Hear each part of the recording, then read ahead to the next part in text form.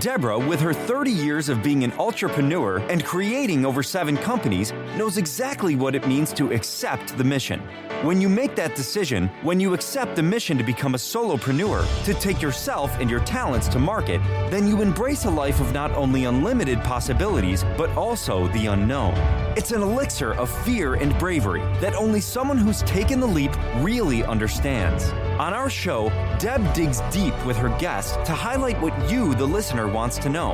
The stories, the whys, and the hows to navigate the journey to success. Get ready to hear from some of the most incredible mission takers from Generation Z to Boomers. So sit up, perk up, and get ready to be blown away. Now here is your host, Deborah Drummond. Welcome back to the Mission Accepted podcast. And if you thought, oh my gosh, Mission Accepted, what's that show all about? Well, you probably heard in our intro that we talk to the most incredible people that have decided to take on the mission. I mean, whether it's a project, whether it's a business, whether it's philanthropy, and if you've been hanging out with us for a while, you know that we actually take on the mission and we do incredible things with incredible people, and we love to highlight them. So you guys being not only the best podcast audience, and I tell everyone that, so there, you're also the most studious. And gosh, you just love books. You love to read books. You love to take in information. You're always sharing your favorite books with me. And just for you, we brought Trish Springsteen back. And if you do not know who she is, this is the second time that we've had her back on the show.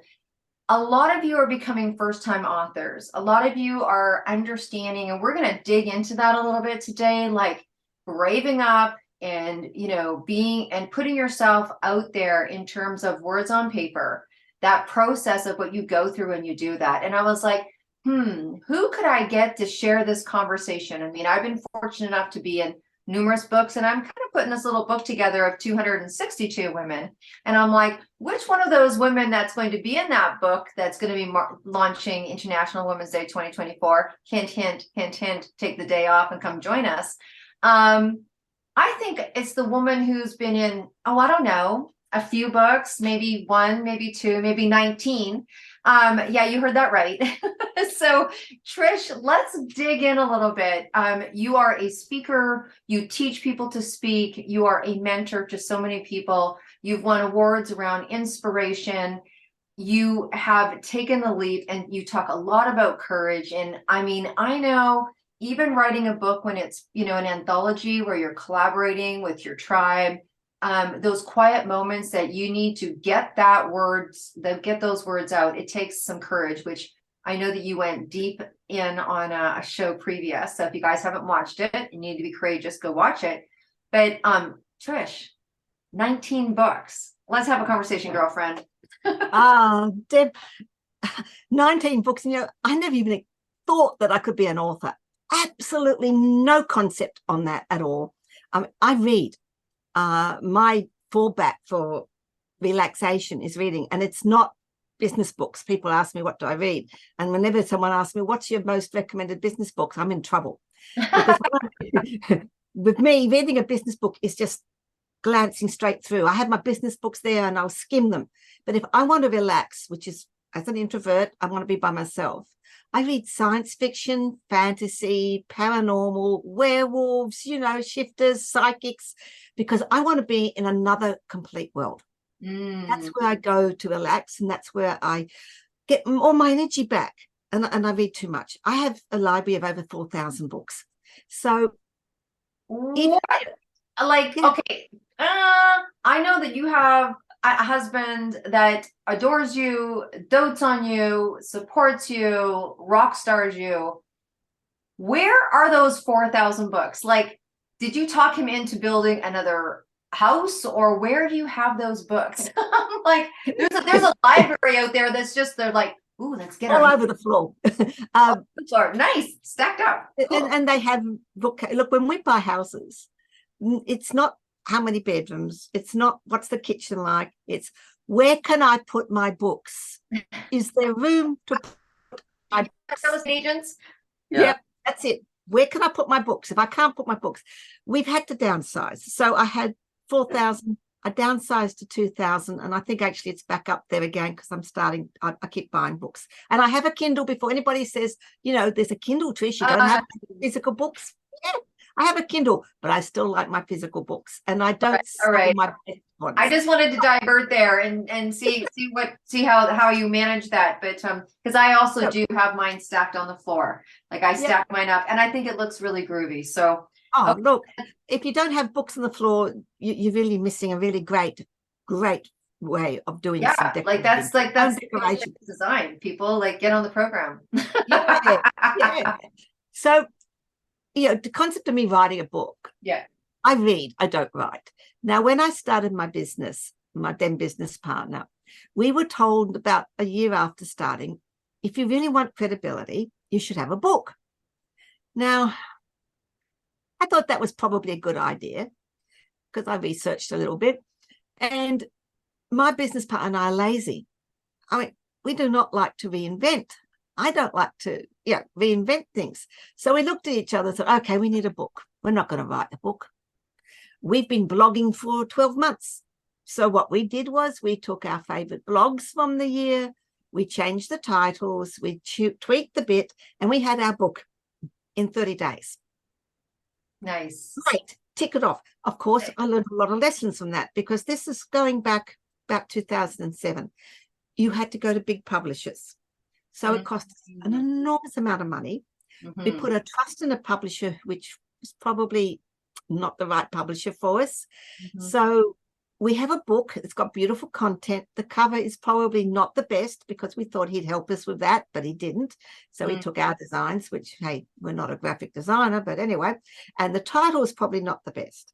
And we had like boxes and boxes, boxes of these books, which, to tell you the truth, I said 2007, we're now in 2013. I think I've still got about 60 of these books that I'm trying to get rid of. Anyway, great book.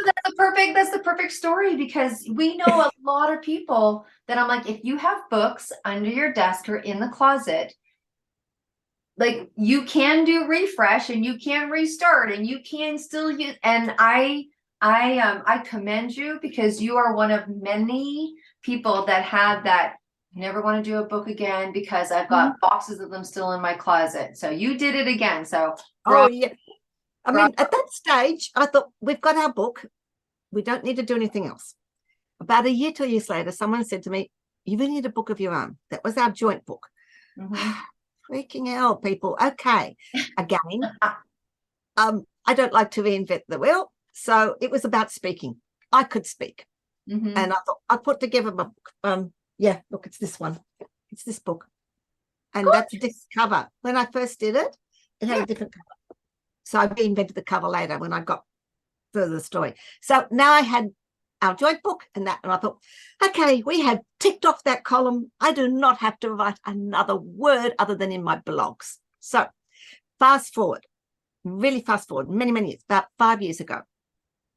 That's time my business partner and I had split amicably, and my business had changed its focus a little bit more to more mentoring, and it was just me. And I was able to brand the way I wanted to, which is my purple.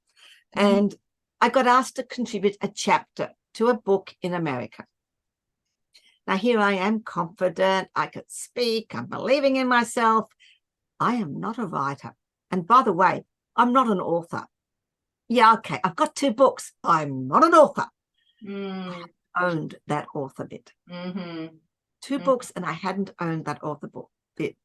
So think about that, and I'll come back to it. So I said, okay, no, I'm not doing it. I just speak. Thank you very much. I love the fact that you asked me. And then they came back, and then they came back. And about that, I had my other aha moment, and like, oh, Trish, you are not walking your talk. You tell people to grab opportunities. So I thought, I will contribute a chapter. It's a book in America. Nobody in Australia is going to read it. So if it's really awful, no one's going to know. No one's going to know because I had no confidence that I was a writer. People, remember, I didn't think I was an author, even though I had 2 books.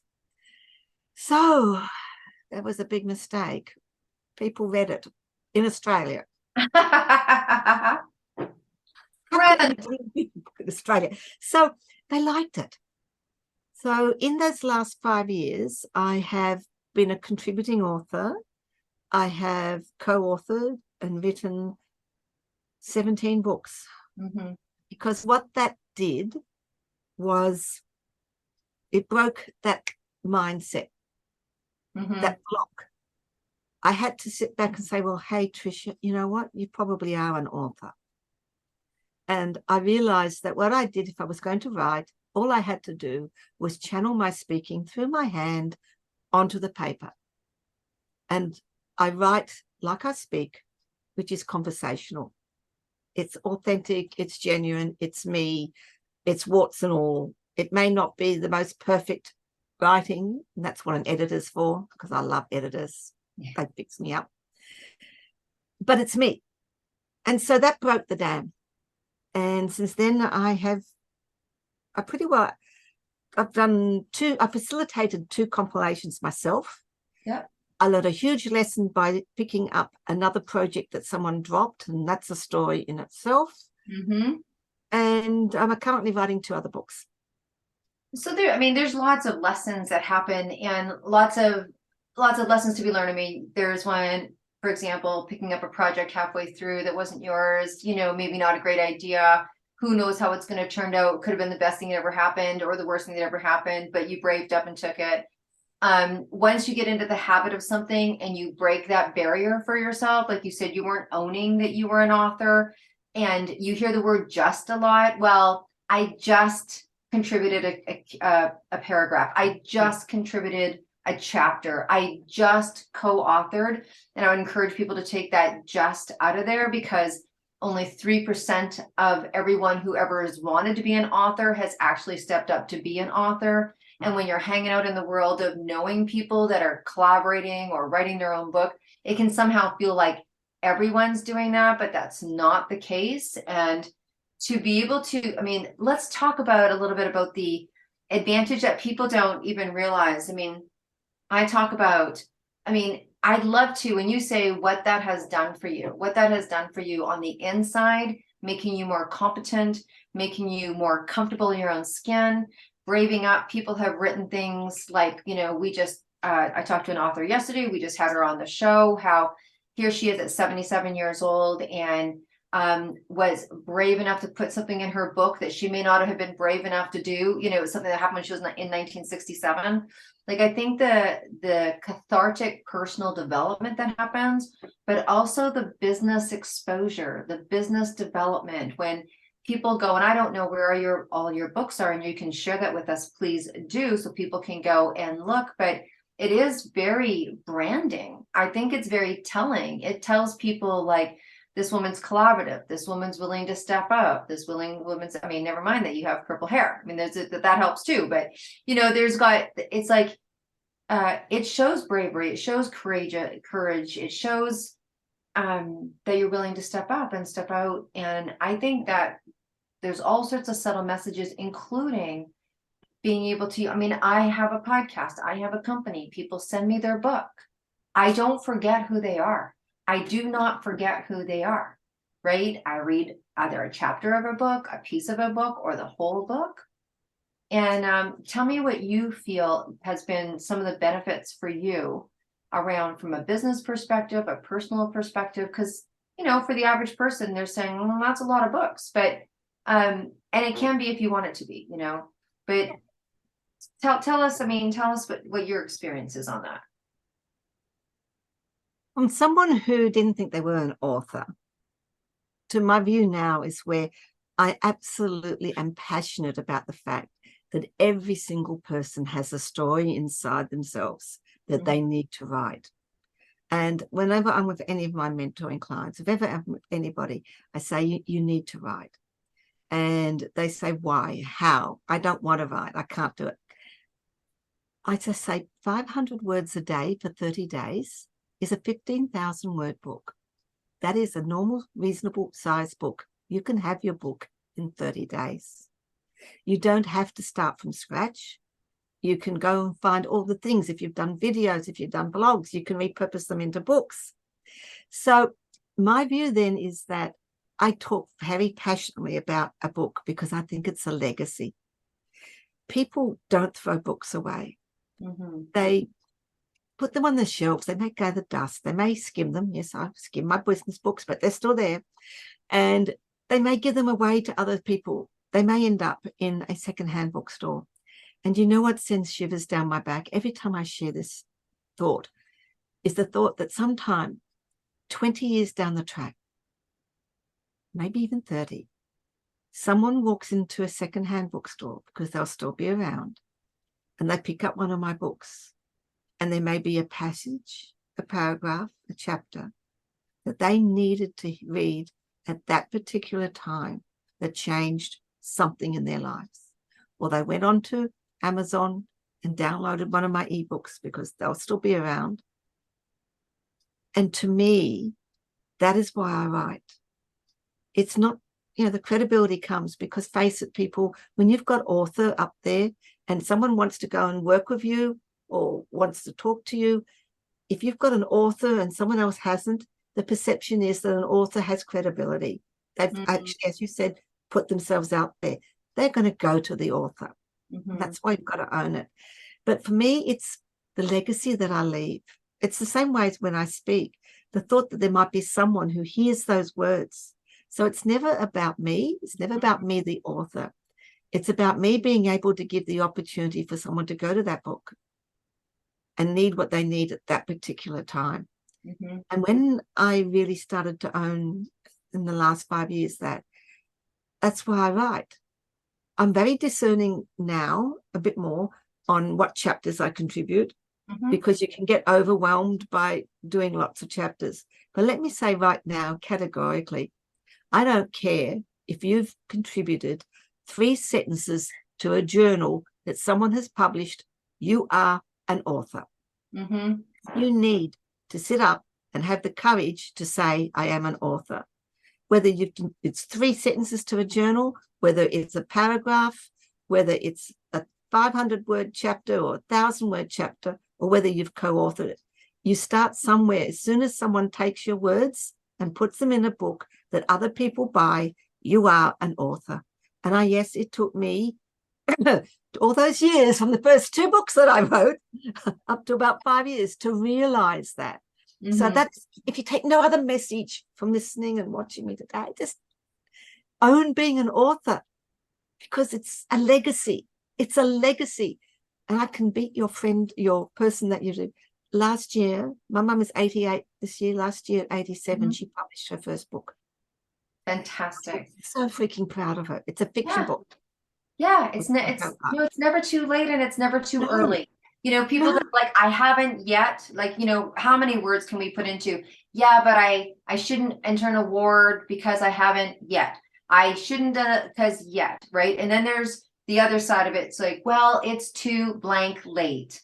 I'm too blank late. Enough already. If there's anything that, we have shown in the world so far, is that it's never too soon and it's never too late. So let's now is the time to do it. Just now. Absolutely. Sit down, stop scrolling, and put a few words to paper. So, and there's even programs that can help you with that. Look, I know that you're going to be coming back and we're going to be having another conversation, but look, you have many books that have had many different, a multitude of different reasons to read them.